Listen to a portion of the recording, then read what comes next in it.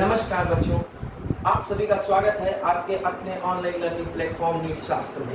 मेरा नाम है शशांक पुरी और आज आप लोगों को मैं नीट पेपर को अटेम्प्ट करने का क्या प्रोसीजर, मैं ध्यान दीजिएगा क्या प्रोसीजर, मैं सबका प्रोसीजर अलग अलग होता है, कोई कुछ अलग तरीके से करना चाहता है। मैं एक ऐसा मेथड बताऊंगा जो सबसे ज्यादा यूज किया जाता है और सबसे ज्यादा एफिशिएंट होता है, और ये आपके ऊपर डिपेंड करता है बच्चों कि आप कौन सा मेथड यूज करना चाहते हैं। लेकिन मैं आज आपको बताऊंगा कि जो कई सारे एक्सपर्ट्स जिनसे हम लोग बात करते हैं वो जो बताते हैं मेथड की कैसे करनी चाहिए, पेपर पे अप्रोच कैसी होनी चाहिए, वो अप्रोच मैं आपको आज बताऊंगा।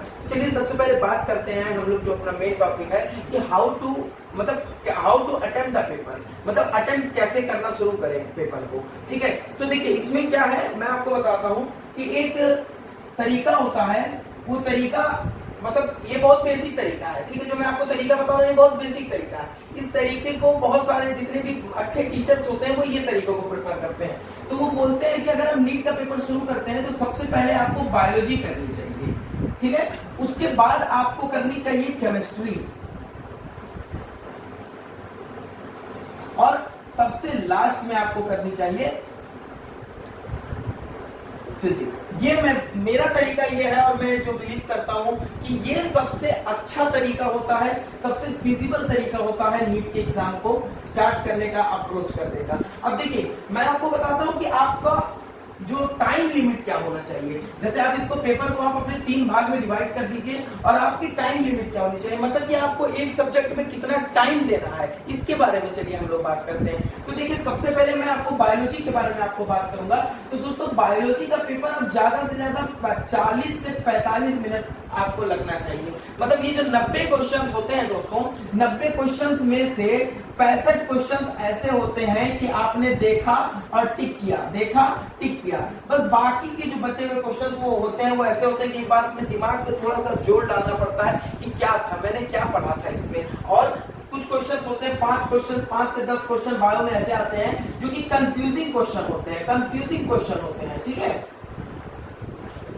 तो ऐसे क्वेश्चन में बस आपको टाइम लेना, वरना जैसे क्वेश्चन देखा सही है ओएमआर भरा, सही है ओएमआर भरा। ठीक है, तो ऐसे आपको इस तरह करके करना है। तो बायो आपको लेना है 40 से 45 मिनट। अब बात करते हैं दोस्तों केमिस्ट्री की। अब केमिस्ट्री में क्या कर सकते हैं आप लोग, केमिस्ट्री में आपको मैं टाइम जो दे रहा हूँ, कई बच्चों को ये टाइम बहुत कम लगेगा, लेकिन मैं आपको एक बात बता रहा हूँ कि जो नीट का एग्जाम होता है दोस्तों, वो बस इस चीज पे डिपेंड करता है। मैं देखिए मैं ये किस लेवल की बात कर रहा हूँ, मैं जो एग्जाम के लेवल की बात कर रहा हूँ, ये उन बच्चों के लिए है जो कि टेस्ट में जो ये लगातार जो टेस्ट दे रहे हैं उसमें 500 प्लस नंबर लेके आ रहे हैं। मैं उनके लिए बता रहा हूँ, उनके लिए मैं बात कर रहा हूँ कि उनको क्या करना चाहिए। जैसे बात ये होती है ना बच्चों कि जब आप 510 और 520 के बीच में पहुंचते हैं, उसके बाद आपका यानी क्या 510 520 पहुंचे तो 90% केसेस में ये होता है कि आपने बायो और केमिस्ट्री अच्छी कर दी है। अब आपको अगर अपने नंबर बढ़ाने हैं दोस्तों, तो वो नंबर आपको बढ़ाने का आपका रैंक जो होगा, आपका जो रैंक बनाने वाली चीज होगी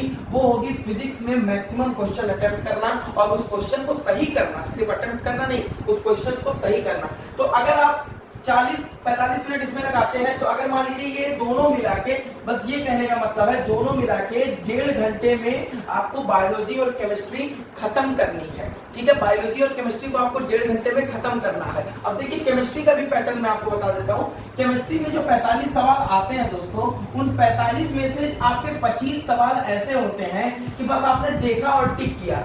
बहुत इजी क्वेश्चन आते हैं, कुछ में सीधे पूछ लेगा कि ये रिएक्शन दे देगा, बताएगा कि एक रिएक्शन दे देगा जिसमें अल्फा पोजीशन से H+ निकल के जाके एडिशन हो रहा है, पूछ लेगा बताओ इस रिएक्शन का नाम क्या, तो एल्डोल कंडेंसेशन देख के टिक करना है आपको। ठीक है, तो इसमें से 25 क्वेश्चन ऐसे होते हैं जो आपको देख के टिक करना है।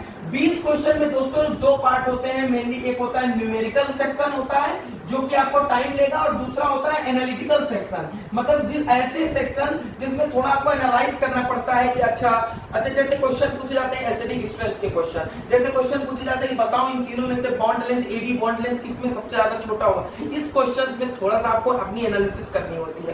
तो टोटल मैं आपको बता रहा हूं कि केमिस्ट्री में आपको 45 से 50 मिनट लेना है, और लास्ट में आता है आपका फिजिक्स जो कि आपको 1.5 घंटे के अंदर आराम से 45 पांचों क्वेश्चन को आराम से एक एक क्वेश्चन को देख देख के आपको कोई गलती की गुंजाइश नहीं छोड़नी है और आराम से आप इस क्वेश्चन को 45 क्वेश्चन को जितना आपसे हो पाए वो इस आखिरी के 1.5 घंटे में करिए। और अगर मान लीजिए लास्ट के टाइम पे आपका 20 मिनट बचा लेते हैं, आप इसमें 10 मिनट का टाइम बचा लेते हैं, फिर वो 10 मिनट को आप क्या करेंगे 5-5 करके डिवाइड करेंगे और इन पेपर के थ्रू एक बार फिर से जाएंगे और देखेंगे कहीं आपने कोई सिली मिस्टेक तो नहीं कर दी है।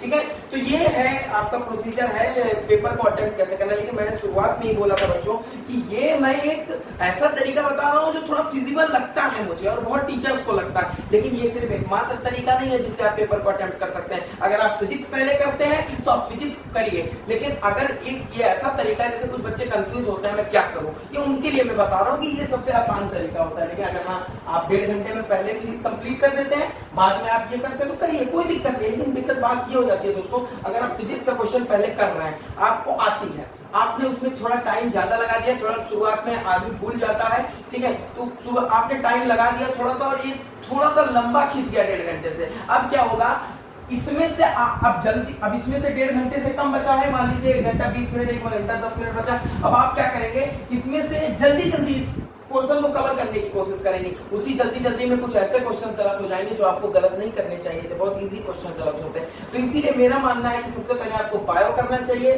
फिर केमिस्ट्री करनी चाहिए और एट लास्ट में क्या करना चाहिए, फिजिक्स करना चाहिए। तो ये रहा मेरा टिप्स कि कैसे पेपर को अप्रोच करें। बट मैं फिर से बोल रहा हूँ, आप बच्चों की अपनी जो ट्रिक्स होंगी, अपना अप्रोच होगा वो भी सही है अगर आप उसकी प्रैक्टिस किए हुए हैं तो। अगर आपकी प्रैक्टिस है फिजिक्स पहले करने की तो श्योर आप करिए, आपकी प्रैक्टिस है पहले केमिस्ट्री करने की तो करिए, लेकिन मैं एक आसान तरीका बता रहा हूं। तो फिर आपको मिलेंगे हम लोग एक और अच्छे वीडियो में, तब तक के लिए धन्यवाद, पढ़ते रहें और ऑल द बेस्ट।